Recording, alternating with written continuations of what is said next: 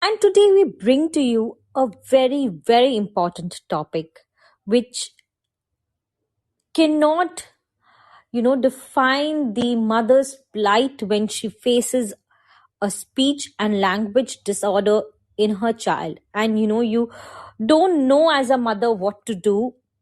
And so we have somebody, we have Vaishnavi, who is an expert, and she is the founder of Andhaadhi Rehab, an online consultancy and teletherapy services. 3 years of experience in helping hundreds of families in their communication and swallowing journey. Very passionate about spreading awareness about speech and language disorders via different social media handles, that is YouTube videos, Instagram channel, and now she's on Mensa. She is a master in speech language pathology. And without wasting any time, I would ask Vaishnavi to please come and, help us understand the aspect of speech and, language disorder in children. Hi, Kushbu. Thank you for the introduction. Am I audible? Am I Yes, clear? you are. Yes, you are very much audible. Very nice, very nice. Okay. Thank you so much for this opportunity. So we'll just drive right into the topic. Sure. So the topic of the day is early identification of speech and language disorders in children. So in order to identify, we must first know what are the different speech and language disorders that can occur in childhood, right? So we must have a basic idea of what are speech disorders, what are language disorders, are they same, are they different, and all these and more we are going to know in this session. So coming back to my first question, does speech and language disorders are different or same? The answer is they are totally different. Speech disorders, for example, if a person speaks, if the fluency is interrupted, the person is saying paper instead of paper, which means the fluency is interrupted, and it might be because of a stuttering. So it might result in disruption of fluency, so it can be a stuttering. And say for example, if a person's voice is like really hoarse and hard for us to hear, so or the voice is very breathy, the person is speaking like something of this sort, it might be resultant of a voice disorder because of a vocal fold nodule, because of a vocal fold polyp, and so on. Or if a person is not able to pronounce certain sounds appropriately, so for example, the person is saying soul instead of school, or if the person is saying tail instead of nail, so certain sounds are being replaced, they are not able to pronounce certain sounds, it might be resultant of a speech sound disorder. So in simple terms, if we are focusing on how the words are being spoken, it is a speech disorder. And if we focus on the content of what is being spoken, and if the content is not appropriate, if the vocabulary, the grammatical structure, the social appropriateness, if these have a problem, then we call it a language disorder. So you might think, are these different disorders possible in a childhood, possible to occur in childhood? Yes, it is possible. So that is what we are going to see deeply. So the most common communication disorders, as we put it as a whole, communication disorders we see in childhood are language disorders 1, fluency disorders 2, speech sound disorders 3. Okay. So now we are going to see deeply on how we are going to identify them early, because that is the key. Identifying them alone is not enough. Identifying them early is very, very, very important, because that's what is going to shape them. Identifying them as early as possible and getting the intervention they need is going to almost shape their future and how they are going to project themselves and so on and so forth. So firstly, we are going to see about language disorders. So to identify a language disorder, what should we know first? We should know what are the normative ranges, right? So what is the milestones which we are looking at, and if the milestones aren't met, what we will have to do, that's what we are going to be seeing.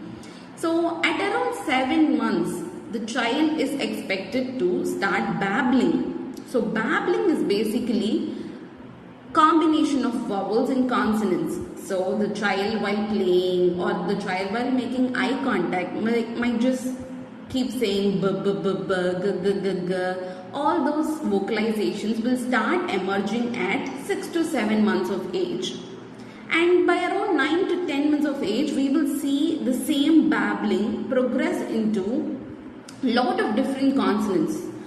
So for example, it can be, it might become into badaga badaga badaga, la la la la la, li li li li li. All these different combinations the child will start exploring. Basically, the child is exploring what are the different sounds they are able to make. So all these babbling should be like very consistent, and the babbling should be excessive starting from 6 months to between 10 months of age. So this is the milestone. And at 1 year of age, the child is expected to say 1 or 2 meaningful words. So when I say meaningful word, the child must be able to correlate the word with a person or with an object or with an image.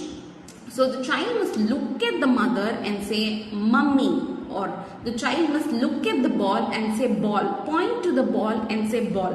Then only it is a meaningful utterance. The child is playing something and just, babbling amma amma amma is not a meaningful word. The child must look at the person or the object and label it, or while searching for certain object they have to say the word. Then only it is a meaningful word. So the milestone is that at 1 year of age, the child must be able to say at least 1 or 2 meaningful words, right? So between the ages of 1 to 2 years, we are expecting the child to learn a lot of new words, basically nouns. So the child will start to name the pictures from books we are introducing, and the child will be able to follow a few simple one-step commands. And after 1.5, after especially 20 months, the child will start combining 2 words and speak. So the child might say, mummy come, mummy go, bike go, car go. Like this, the child will start combining 2 words and speak. And this is a very, very, very important milestone. So we say at 2 years of age, the child must be able to combine 2 words and speak, right? So within that 2 years of age, so much of language would have developed, and the child will now able to make phrases, right? So, and the child will also be able to answer to simple what questions. So if we ask what is this, what is that, who is this, the child will be able to give appropriate answer at 2 years of age. And even the child will begin to ask us questions, very simple WH what questions, but the emergence of questioning will be starting at 2 years of age, correct? And after 2 years, there would be an exponentially huge growth spurt in their vocabulary. So from 2 years, the child will start adding lot of adjectives, adverbs, prepositions and all that, and in no time the child will start speaking, combining 2-3 words, and the child will be able to now narrate small events which happened, small stories which we would have narrated earlier. So by around 2.5 years is the age we will enroll them in a play school, right? So the child will be able to tell you small incidences what happened during their school time. Today my friend gave me a chocolate. Today my teacher taught me a new rhymes. Or today we went to the playground to play. All these small incidences now they will be able to narrate. And if we inculcate joint book reading kind of activities earlier, now the child will be able to narrate those stories with certain help from us, like a little bit of cueing, little bit of prompting, but will be able to narrate. They will have the words to tell a story at 3 years of age. Yeah, so these are the basic, very important milestones we are looking at from 7 months to 3 years of age. So what happens if these milestones are not met? That is the real question, right? Now we have come to the identification part. For this long we were seeing what were the normative ranges, what are the milestones in which we are expecting the child to do certain things. Now what happens if the child is not meeting these milestones? Now we'll have to take them to a speech language pathologist or speech therapist only. So I'll have to, I'm telling this very profoundly, because these are the only professionals which will target the speech and language skills of your child. Not pediatricians, not occupational therapists, not physiotherapists, not anybody else. Speech language pathologist is where you will have to go for all your speech and language related queries. Please do not use the wait and see approach, because there is a lot of myth and lot of years of practice which is going on in our country, which is like, he is a boy, he'll speak at 3 years.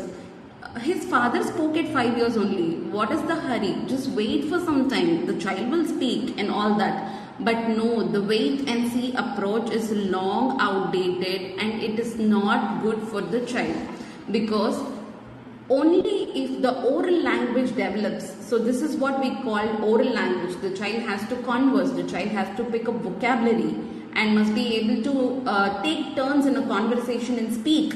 Only if the oral language develops in certain pace, many skills are dependent on oral language to develop, like social skills, school readiness, academic skills, executive function, cognition skills, so many other skills which are dependent on the oral language skills to develop.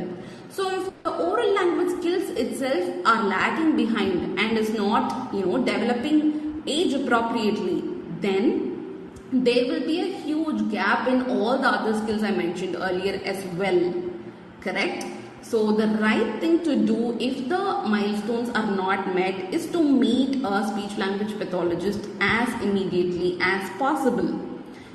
Identifying a language delay at later stages will place a child at lifelong disability. And late talking also impacts several other skills, as I said earlier.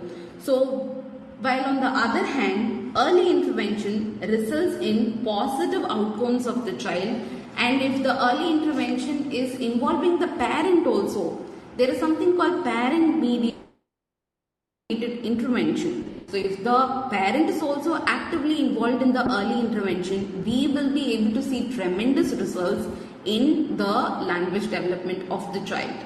So that is a bit of how early we can identify the language disorders.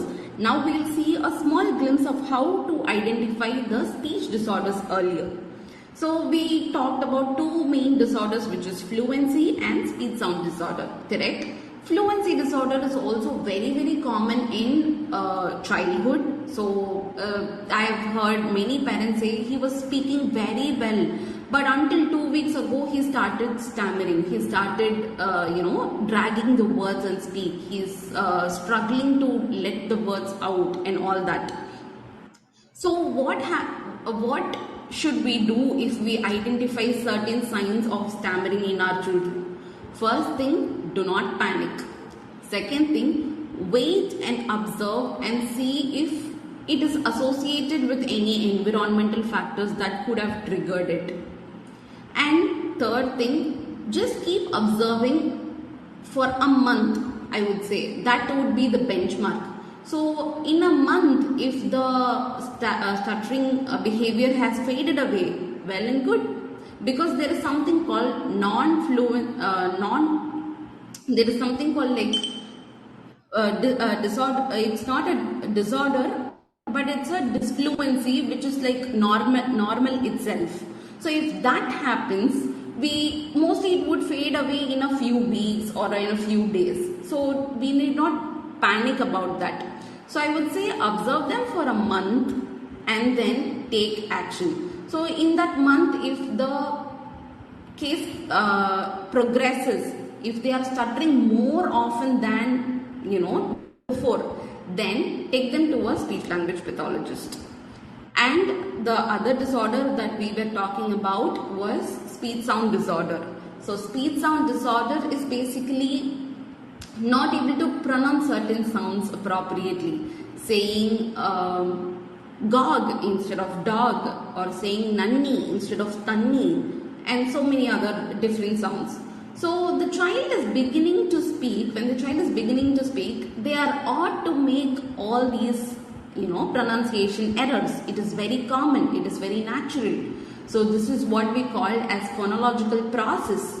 So the problem or the trick lies where when it is normal phonological process and when it is not. So we say when a 3-year-old child is speaking, even a stranger must be able to understand what the child is saying. Yeah. So even though if they have not attained all the sounds yet, even if they are not able to say all the sounds in the language, it is okay.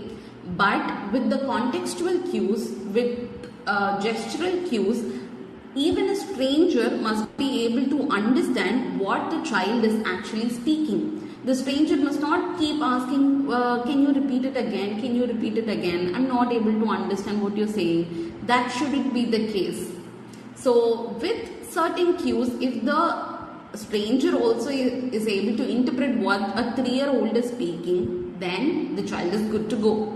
But if the intelligibility rate is so low that only familiar people like parents are able to understand what the child is saying, then a swift action has to be taken by taking them to a speech language pathologist. Yeah. So these are the few markers in which you can identify speech and language disorders in early childhood. I hope I made it clear. I am now open to take any questions or any queries. Yeah. Thank you, Vaishali. And these milestones were great to for early identification of speech and language for mothers, because sometimes you don't know what are the signs to identify those. And while listening to you carefully, I have certain questions which I jotted Sure. down to come to you. What Sure. are the don'ts that the parents should note down, which might hinder the speech and language development for children? So definitely the don't in today's generation or today's livelihood is screen time in the early years of a child's life. So we say until the child turns 2, no screen time at all except for like video calls alone. So no mimes, no interactive games, nothing of that sort, no usage of any screens during the early years of life. So just note down the word early years of life, because screen has become, part and parcel of everybody's life right now. But the only measure we can do right now is not to introduce it to them really at the earlier stages. Because every day at my clinic, I keep seeing children who have been introduced to screens at 8 months, 10 months, 12 months, and they have screen time of about like 4 or 5 hours per day, which is like crazy. So definitely a big no is screen time at early years of life, and screen time for a longer duration in a day. And third one, unattended screen time. So if there is no adult accompanying them and they are just keep watching some of the other videos on YouTube or various other platforms, that is a big no. So this will definitely hinder the language development. There have been lots and lots of researches which supports the same. Vaishnavi, just an hour back we had a session, with a parenting expert where she said that, if you cannot follow something, don't preach it because your child will see and follow you. So, would you Correct. suggest that, to decrease the screen time, parents should also inculcate this habit of, being away from their phones and television, when they are spending family time? Totally, totally. So the adult screen time can be, split into two. One is screen time for leisure and other is screen time for work. For example, I am a teletherapist. All my work is screen, and but that is work for me. So that is not like screen time, which is avoidable. Correct. So what we'll have to do is earlier in the life of the child itself, we'll have to set boundaries, certain boundaries. So we'll have to, keep working in the same designated areas for them to understand that this is my work time. I'm working now. That's why I'm using screen. And it is, as you said, it is very important for us to tell them, not tell them, but show them how screen time is harmful, or how actions speak louder than words. So if we show them how it is done, they will pick it up, they'll copy it from there. So if we use lesser of screen time and if we engage with them more, interact with them more, they will do they will do the same to us. But if we keep using the screen time and we keep watching videos and not being mindful of things which are going around, they're going to do the same thing again. So yeah, it is very important to set boundaries and to, be the model that we expect them to do. One Hello? last question which comes to my mind, Vaishnavi, Sure. is, how are motor and speech and language development related to each other? Very valid question. So, motor and speech language milestones are very well interconnected because speech is a output of, it combines a lot of systems which is going on in our body. So it has a neurological system, it has a breathing respiratory system, and the vocal cords are there. It is a combination of so many systems. That is the output of speech. Correct. So speech, we call it a very complex motor activity. So it takes a very skillful speaker to we as adults, we don't process all these, but it is a very very complex activity. It takes in between, fraction of seconds is what it takes for us to speak. It is a very complex and skillful activity. For us to master this complex and skillful fine motor activity, we'll have to be mastering gross motor activities as well. So all these are, only if we are able to do the gross motor activity well, then it fine tunes to the fine motor as well. So, and gross motor involves like crawling, walking. All these increases the curiosity of the child, increases the connectivity of the child with the environment. They want to know more, they want to explore more. So that will act as a trigger for them to learn language earlier and faster. So motor and speech and language milestones are very well interconnected. If the motor milestone is delayed, we'll have to keep check about the speech and language milestones as well. Thank you so much, Vaishnavi. And it was a wonderful session. For all my listeners, please stay tuned in. Vaishnavi is starting a channel on Mensa, and she'll be helping us with more questions and more topics and identification on the same. Please stay tuned in, and we'll be listing down the same on the community page for you to follow. Thank you, Vaishnavi, for doing this for us. And I totally understand the kind of value you put in for mothers to help them cross this plight of theirs. Thank you. Thank you so much for the opportunity. Yeah, thank you. Thank you for watching. For more such videos, do like, share, and subscribe to the First Parents.